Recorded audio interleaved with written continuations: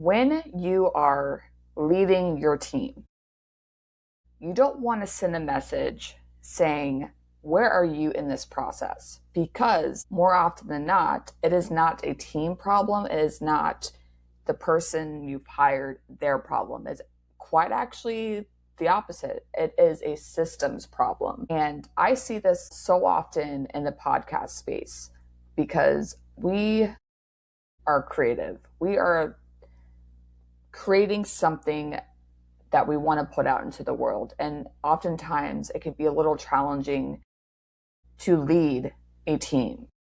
And that is okay because we, as a podcast host, typically are just wanting to record a podcast and get it out and call it a day. But as it grows and you realize you need help and you have a team, you have to ensure that there are systems. So today we're going to be talking about what comes up in pretty much every podcast operation, and that is communication breakdown. There has to be communication all the time, and this is verbally, written. Whatever is going on needs to be communicated. Communication is actually one of my favorite top soft skills in the space of podcasting and the workplace and relationships, your personal life and your professional life, because without communication, you don't know what's happening. It's not about being dramatic. It's not, because again, as a leader, when you are leading your team, when you are having conversations with your clients, you have to communicate in some way or another. So it's not about the dramatics. It's actually about what's happening when it's quiet. Have I heard from my clients today? Have I heard from my team today?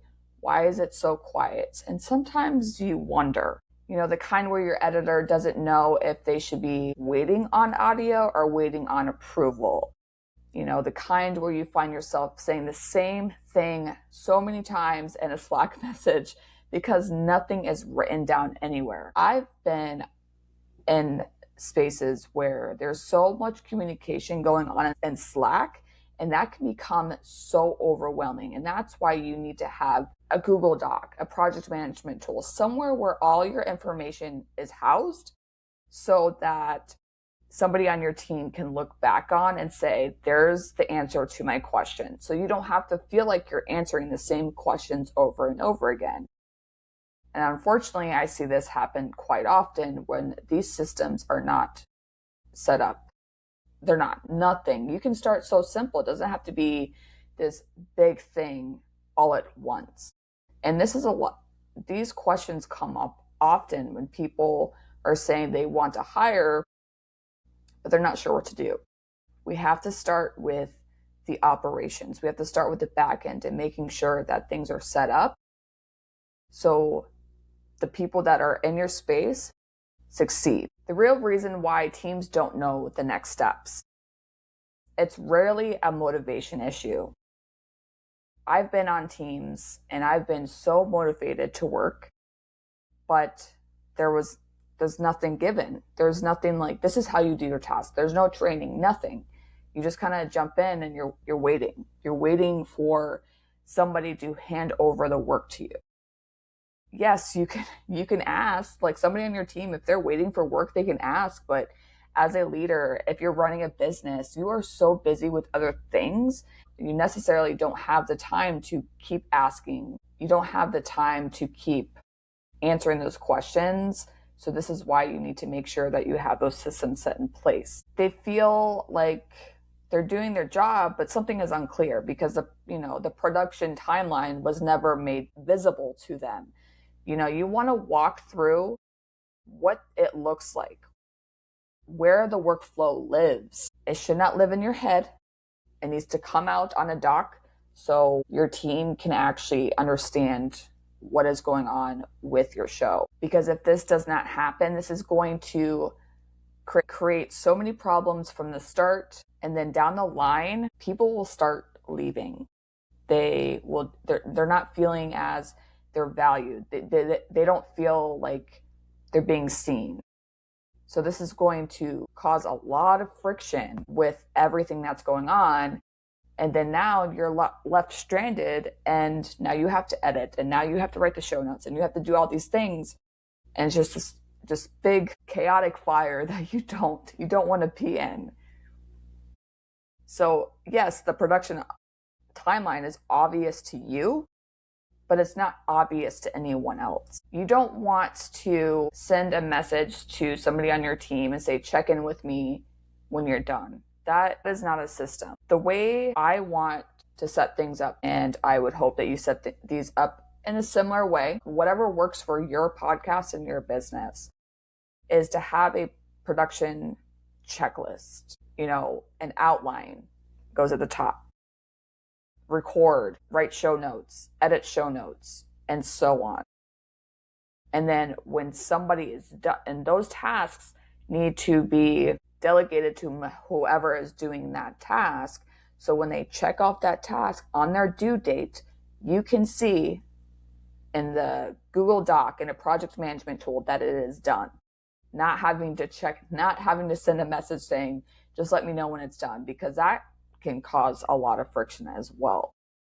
And if you are kind of wondering what that entails, I'm going to put a link down in the description of a short that I created that kind of goes over, a timeline on what that can look like for your show. So feel free to, after you're done watching this episode or listening, you can check that out as well. Back to repeating yourself. A lot of the times as leaders, we feel like we're saying the same thing over and over again because it happens. This is so draining and so time consuming. You are managing a creative team. You are explaining things. You feel like you shouldn't have to explain it again. But how are you explaining things? How are you communicating the expectations? Is it just through a Slack message? Is it just through an email?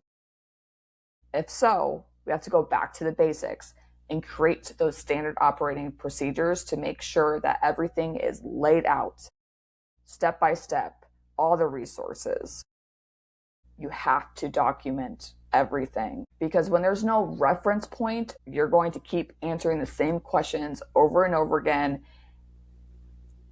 and you're not going to be able to do what you're supposed to be doing. You're not going to be able to record your own podcast. You're not going to be able to work with your own clients.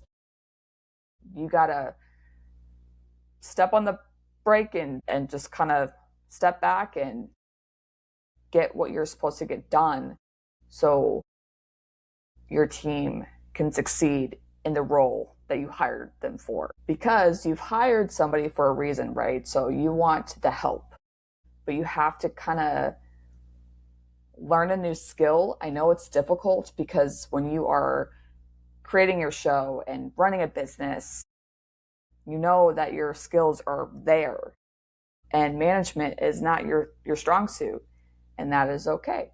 And that is why having conversations with somebody that is in that realm, in that space of management. Hi, that's what I do. I'm all open for brainstorming and having conversations and letting you know of my services as well. So you want to have a clear production timeline with defined stages, and that's going to, help with the steps, and that's going to remove friction. Your SOPs. I'm going to keep saying SOPs because those are a huge communication tool for your business, for your podcast, for your team. I want to ask you this one question. If you stepped away from your podcast for 2 weeks and gave no one direction, nothing, would your team know what to do? If the answer is no, the gap is not your team. The gap is documentation and structure. Building a podcast team is not about just finding good people. Because I'm sure that you have built an amazing team, or you know people that you want to bring onto your team.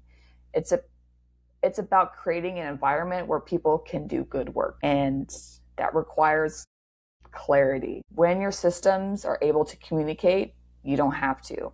All the answers are in those documentations of everything that you set up from the start. Communication problems are going to always happen. There's going to be an issue.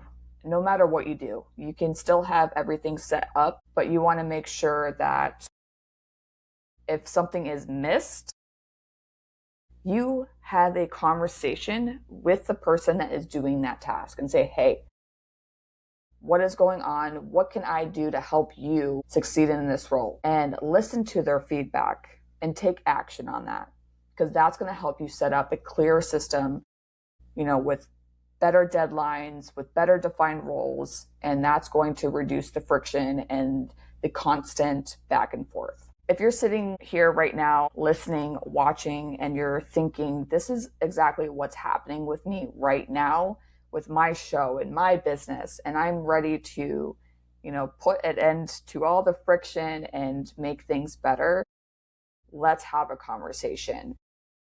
You can contact me through DM or through email, and you can find that information down in the description below. Thank you for joining this conversation today, and I will talk to you soon.